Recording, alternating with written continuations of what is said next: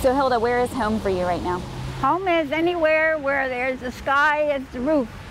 So anywhere where I go that I can be out here and underneath God's sky is my home.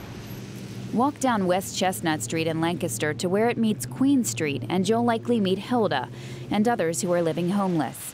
The area offers a unique combination of shelter and seating. We choose to live on the street or to live with our things or to carry 50 million bags, and people understand that and interpret that as you're crazy. So in order not to have to deal with that, we just kind of want to be in our own little bubble, our own little aura. This area is where a lot of what I consider my family. There's a woman right over there against the wall.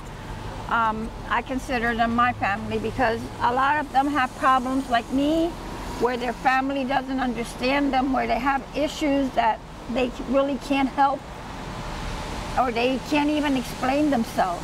Do you feel that some of it is mental health related? I think a lot of it is mental health related. A lot of it is mental health related.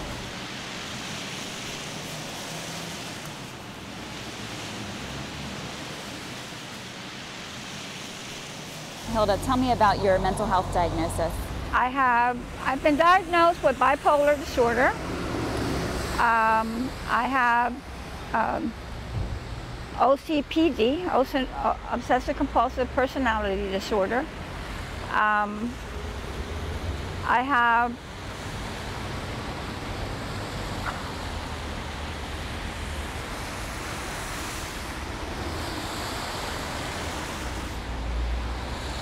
I can never remember that one. Post-traumatic stress disorder, and I've been diagnosed with adult onset ADHD. Hilda has tried living in shelters and housing situations, but says it never works out because of her health conditions. How many times do you think that you've been evicted from I've been evicted at least 6 times in the last, since I would say 2009. When Hilda needs to escape the weather, she stays in a storage unit. I have privacy. I feel it's home to me because that's where all my things are. When we have mental illness, sometimes I'm learning to understand myself, but I didn't. And I'm glad that I have the solitude in my storage unit because I am able to come to know me and try to understand why I do things and reflect, and it's like my hospital. Although the unit offers her solitude, it does not offer the basics, such as heat. On this day, a woman delivers her blankets. I have been looking for you everywhere. Thank you so it's not the much. electric, but I'm still trying to locate an electric blanket for you. Oh, thank you. And I have this for you so you can stay warm. Thank you. Okay. Thank you. Yes. And a pillow. When she's not in her unit, Hilda travels on foot through the streets of Lancaster and visits with others on the corner of Chestnut and Queen. I'm walking with my car, one of my cars. It's difficult for me to carry things, and it just helps me to have my things that I need. I always have to have extra medicine. I always have to have my Depends. I always have to have plastic. That's the number one thing that I've learned that you have, plastic. And what do you use the plastic for? Plastic can be used for insulating, to keep you warm, keep you dry, keep you clean if I have to sleep on the ground. And it keeps my things dry. I walk and I look to see is this a good area to maybe sleep in? If there's bushes that seem like they have an umbrella, even behind dumpsters. I have actually slept in dumpsters, in a cardboard dumpster from Turkey Hill. Unlike many living on the streets with mental illness, Hilda has had some treatment.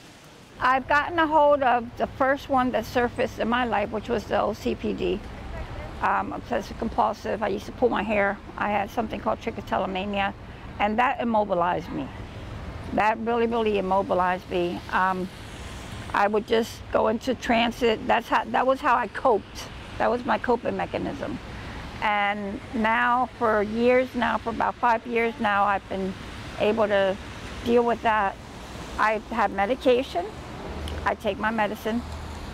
I take my lithium all the time. I consider that to be the most important medication that I have. Although Hilda is attempting to cope with her mental illness, she believes most of the homeless population falls through the cracks. I think mental health is a big issue because we don't understand ourselves, most of us. And as hard as could be to have anybody else understand us. A lot of these people have mental illness, but they do not have care. They just don't know how to reach out. You know, they just don't know how to reach out to somebody to help them. Hilda offers this plea to mental health professionals. Put the books down and come out here. You have to come out here. I think that it's wonderful not to be afraid and to come out and volunteer, to put time here where we're at.